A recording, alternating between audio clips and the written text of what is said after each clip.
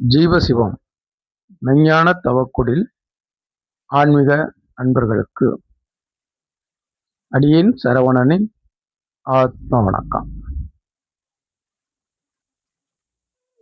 கடந்த ஆவணி 15ஆம் தேதி ஆவணி பௌர்ணமி 29/6/2026 திங்கட்கிழமை அன்று பௌர்ணமி. நம்மளுடைய ஜீவசிவ மெஞ்ஞான தவக்குடில்ல ஒவ்வொரு பௌர்ணமிக்கும்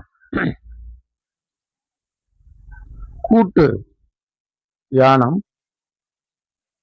அதைத் தொடர்ந்து சத்சங்கம், ஆன்மீகத்தை பத்தின கலந்துரையாடல், ஒரு புரிதல்.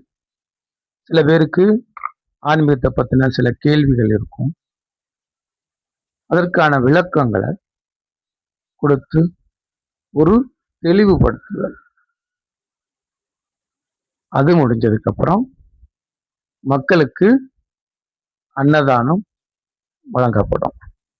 இது ஒவ்வொரு பௌர்ணமிக்கும் நம்மளுடைய ஜீவசிவம் மெஞ்ஞான தவக்குடி அதில் இந்த நிகழ்வு நடந்துட்டு இருக்கு. இந்த முறையும் அதுபோல நம்மளுடைய ஜீவசிவ மெஞ்ஞான தவக்குடியில் ஆணி பௌர்ணமிக்கு முதல் நாளே அதற்கு தேவையான மல்லிகை சாமான்கள், அதே போல காய்கறிகள், மக்களுக்கு கொடுக்கறதுக்கு தண்ணீர், இதுபோல அவங்களுக்கு உணவளிக்கக்கூடிய தட்டு, பாக்குமட்டை தட்டு, இது எல்லாம் கடைகளில் வாங்கி சேகரித்து முதல் நாள்ல இருந்தே அதற்கு உண்டான வேலைகளை நம்மளுடைய ஜீவசிவ மெஞ்ஞான தவக்குடியில் ஆரம்பிச்சு. அப்படி இந்த முறையும் நம்மளுடைய ஜீவசிவ மெஞ்ஞான தவக்குடியில் ஆன்மீக அன்பர்கள் அதெல்லாம் தன்னோட வீட்டில் நடக்கக்கூடிய ஒரு விசேஷமாகவே பாவிச்சு முழு மனதோடையும் முழு கவனத்தோடையும் முழு அன்போடையும் கருணையோடும் அத ஒரு சந்தோஷமான ஒரு நிகழ்ச்சியா மனசுக்குள்ள நம்மளுடைய ஜீவசிவ மெஞ்ஞான தவக்குடியில் ஆன்மீக அன்பர்கள் ஏத்துக்கிட்டு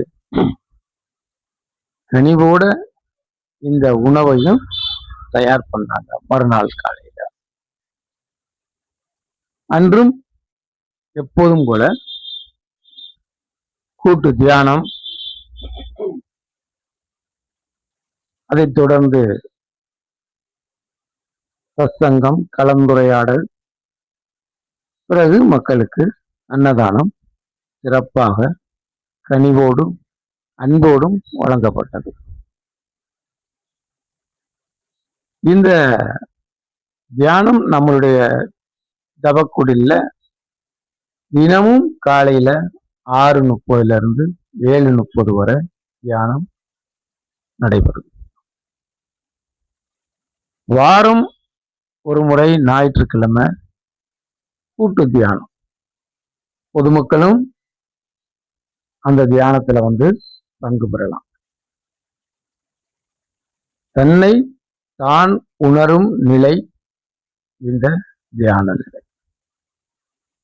அப்ப மக்களுக்கும் அந்த சக்தியை வழங்குற மாதிரி, அவங்களுக்கும் அதை பத்தின புரிதல் ஏற்படணுங்கிற மாதிரி மக்களையும் அந்த கூட்டு தியானத்துல கலந்துக்க வச்சு, நம்ம ஏன் தியானம் பண்றோம், அதனால நமக்கு என்னென்ன விதமான நன்மைகள் கிடைக்கும், நம்ம வாழ்க்கையில எப்படி வாழ்க்கை கஷ்டம் இல்லாம துன்பம் இல்லாம வாழ்க்கைய நாம வாழலாம், ரொம்ப எளிமையா எப்படி வாழ்றது, ஜீவகாருண்யம்னா என்ன, அப்ப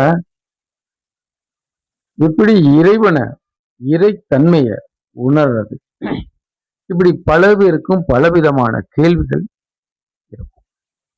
அவங்களுக்கு நம்மளுடைய ஜீவசிவ மெஞ்ஞான தவக்குடியில் அதற்கான இறைவனையும் இறைத்தன்மையும் உணர்றதுக்குண்டான புரிதலை ஏற்படுத்தி அவங்களுக்கு நல்ல விதமா இந்த தியான வாழ்க்கையை மேற்கொள்வதற்குண்டான வாய்ப்புகளும் அதற்குண்டான சந்தேகத்தின் தீர்வுகளும் நம்மளுடைய ஜீவசிவம் மெஞ்ஞான தவக்குடியில ஒவ்வொரு வாரம் ஞாயிற்றுக்கிழமையும் நடக்கும். பொதுமக்களும் ஆன்மீக அன்பர்களும் தவறாம இதுல கலந்து கொண்டால் பயன் பெறலாம். உங்கள் அனைவருக்கும் அடியேன் சரவணனின் ஆத்ம வணக்கம்.